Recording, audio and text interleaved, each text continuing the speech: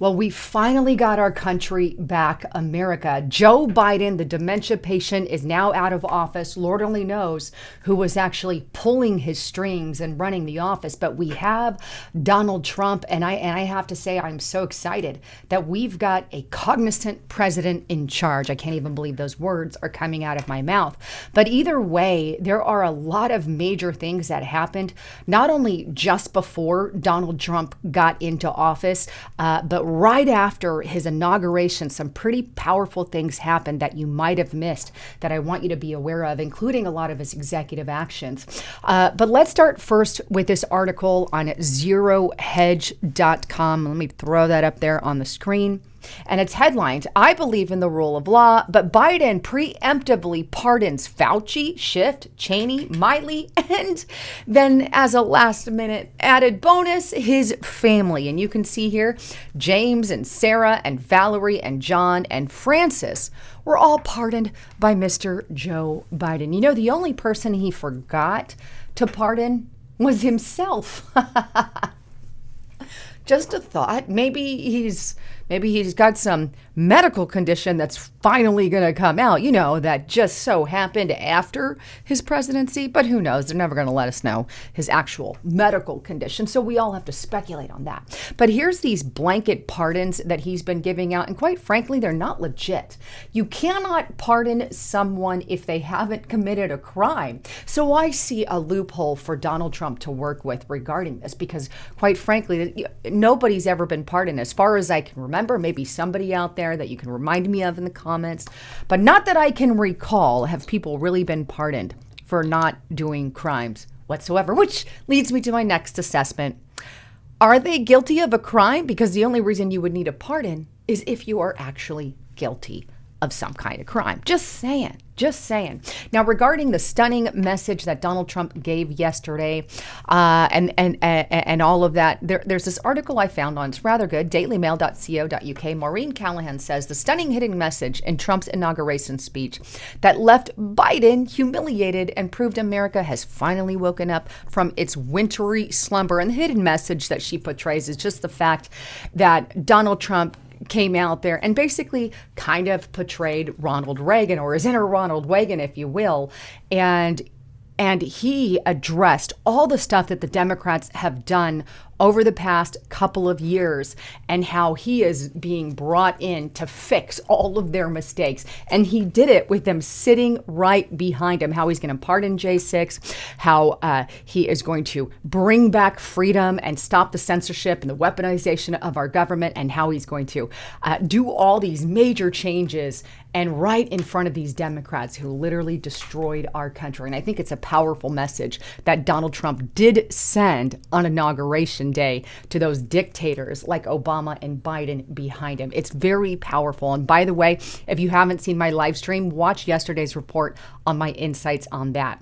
But before I dive in any further, I got to give a quick shout out to my sponsor, Noble Gold Investments. I want you to check it out. You can check it out by going to Lisa Haven Gold right now. As you know, China is buying up a whole lot of gold, among other things, and they are basically stockpiling it. And they're doing that because they know that gold holds its value, and it has withstood a lot of stuff all throughout the history of time. And that's why I want to encourage you to please make sure you are hedging your bets correctly and diversifying your profile. And you can do that by going to lisahavengold.com, fill out that information, click get it now, and they'll send you a free gold and silver guide. Better yet, give them a call at the number on the screen, 1-877-646-5347. Let them know Lisa Haven sent you, and they'll send you one of these Eagle 1 ounce silver coins that you see on the screen here. And you can get up to 10 of them, by the way, but please make sure you are protected. They have gold, silver, precious metals, and they even ship it to your doorstep as well if you're interested in that. And you can convert your 401k to a Roth IRA or an IRA.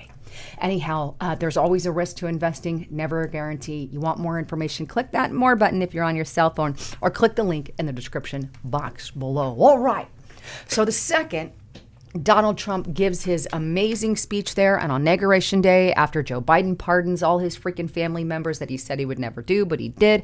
Donald Trump takes to his office and he begins to sign an entire slew of executive actions. And this is great news for us because I'm loving each and every single one of these that he has signed. But right after Donald Trump took that power back, bang, he went into office and made things happen. This is one of the things that happened immediately, and I'm very proud of that. The Epic Times, an overview of Trump's dozens of executive actions. And I'm going to go through these. I'm trying to go through them quick so I don't keep too long-winded there, but here's a slew of all of them, kind of an overview of the executive orders. I'm going to go through them one by one. But the first is the border and immigration. Trump issued 10 executive actions on the border, including a national emergency declaration to pave the way for military deployment to the border and the completion of a border wall. And I believe one of the places that he's starting was Chicago, Illinois, but 10 executive orders. And within those executive orders was remain in Mexico, to reinstate remain in Mexico, and catch and release, thankfully, of illegal immigrants, designate cartels as foreign terrorist organizations. Why that hadn't happened already is a Democrat thing, I guess. Pause refugee resettlement, end birthright citizenship, and bring back the death penalty for certain crimes against federal agents. The only one that he's really going to struggle with in that list, and he's going to get a lawsuit brought against him, I'm guessing, is going to be end birthright citizenship. And that is obviously because, according to our Constitution, I guess they're using that, saying all people born or naturalized in the United States are basically citizens. So I do believe that somebody's going to probably fight Donald Trump on that when it comes to the Democrats and all of that. But then he's also doing this as well. Moving on to the next one here, reducing inflation. He signed an inflation memorandum, and basically this memorandum ensures that they have this kind of whole of government approach to tackling these high prices. So he wants to work with various departments to say, hey, how can we make this better? How can we put a cap on it? Good move. Trade and tariffs. Obviously, he's talked about this. He presented a broad trade memorandum that directs federal agencies, including all of these, to examine unfair trade relations and current policies with other countries, particularly with Canada, Mexico, and China. Because the truth of the matter is, we are paying more than our fair share in a lot of these, and he's trying to make that more even, kind of putting it very blunt. And this is one of my favorites right here, he withdrew us from the World Health Organization. Thank God.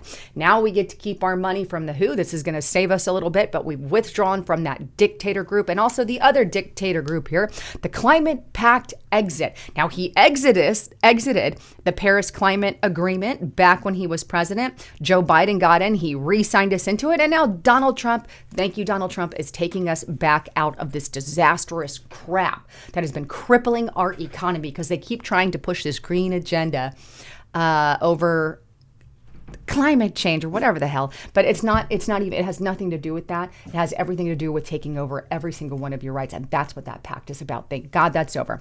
Then we have a national energy emergency has been declared. Trump declared a national energy emergency and opened millions of acres in Alaska to fossil fuel development in the first of many energy-related executive actions. So he's obviously going to be adding more to that. Then we have Inflation Reduction Act. 3 other orders reversed the energy-related Biden orders that provided regulatory authority from implementing many aspects of the 2022 IRA, the Inflation Reduction Act. And thankfully so, because a lot of the IRA Act had to do with green initiatives and all of that. So thankfully, some of that is gone.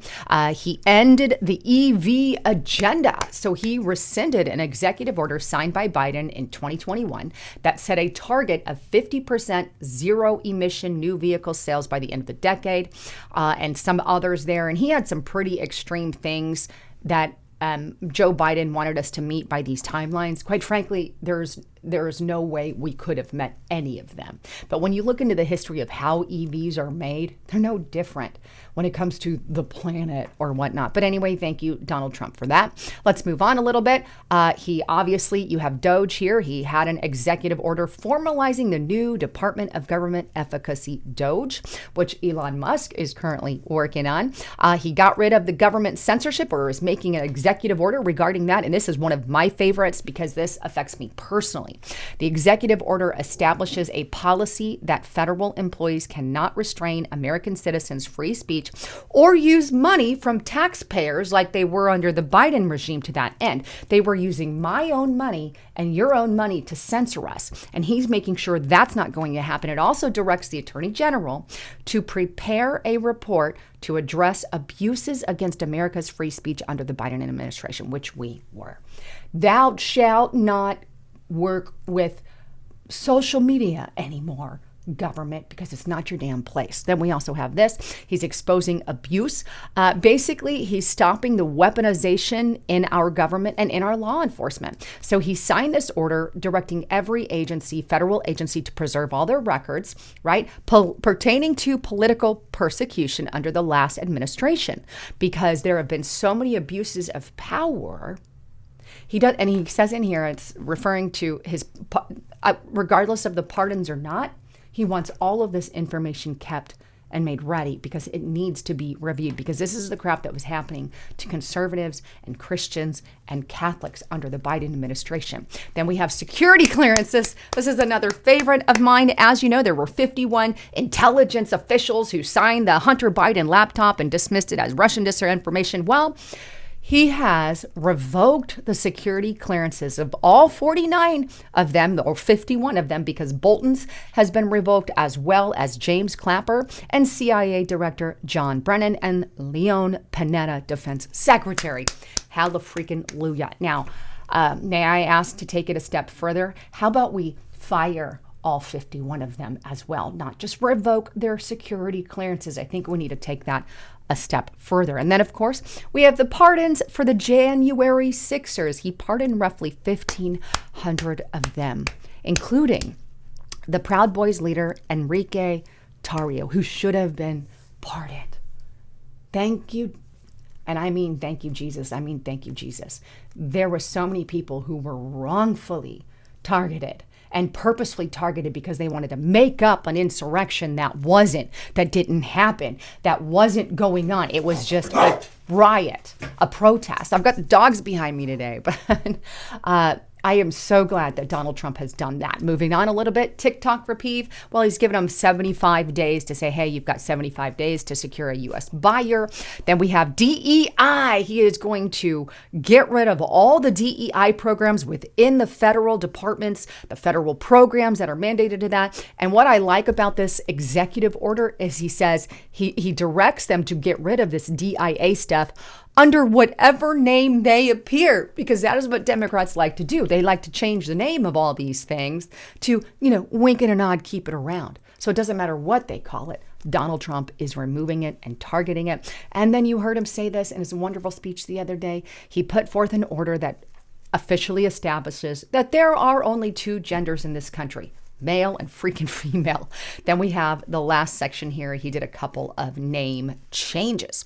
Now, the other thing that he did that wasn't as widely talked about was this, and I think it's just as powerful, and this is on the Daily Mail. Donald Trump purges thousands of White House staff who are not aligned with MAGA and warns thousands more that they're fired. And that's the thing. Look, the people in the White House are tasked with doing your work, doing what you call them to do. So if the staff in the White House isn't with you and on your side, your actions are going to be significantly delayed. They're going to be pushed back against. So there is no reason a majority of those people should still be in that office. They all aligned with Joe Biden, right? We need to get them all out, clear them all out. And I hope that that's what he did. Now, thousands is good, but I want to see a complete wipe and get all your people in there so we know that the right people are aligned. Bottom line, after Donald Trump signed those executive orders, all the liberal tears started flying yet again. In fact, there was a directive put out for liberals to wear black because, Donald Trump is now their president. Take a look. This is on Zero Hedge. Leftists put out directive to wear all black today for a national day of mourning. A prominent leftist activist group issued the directive basically saying it's a national day of mourning, and they put the little broken heart, and it was the Occupy Democrats who actually posted that. I think it's rather hilarious. But anyway, then we also have this. Liberals melt down. Of course, the liberal mainstream media has been melting down. MSNBC, Rachel Maddow and Chris Hayes lost shocking a Trump on Trump after the inauguration, calling him names and how he's basically messing with America and the whole 9 yards. Just the name blame game is literally what's happening. We've gone full fascist and the whole 9 yards from this mainstream media lunatic. Not only that, but I woke up this morning to more liberal ludicrousness regarding Elon Musk, who they're claiming gave the Nazi sign.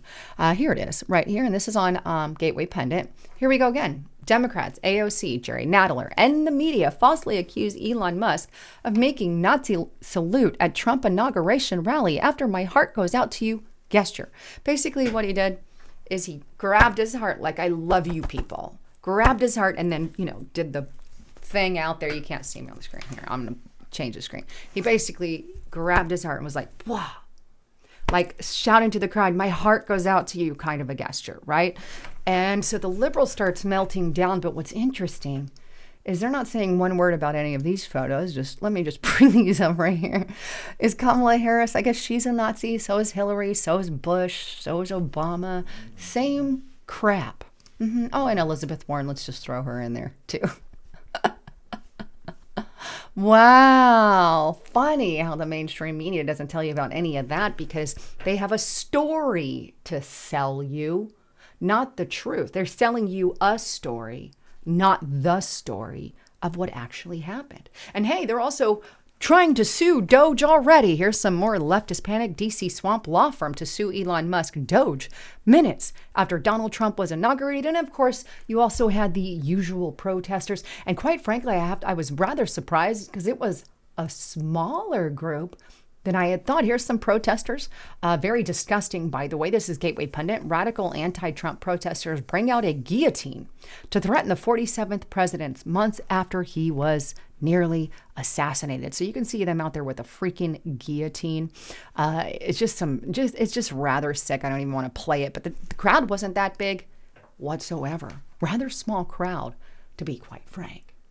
Anyhow, lots of stuff happening right now. As you can see, lots of stuff going. Donald Trump made some powerful headway on the executive orders. And of course, you got a lot of liberal pushback.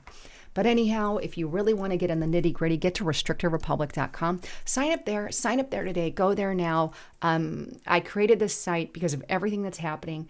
And you're getting the full content on Restricted Republic, right? Uncensored content from both Justice Knight and myself. Get there, use the coupon code Lisa and the number 5 to get it for $5 per month. Anyhow, I love you all. I'm Lisa Haven, signing out.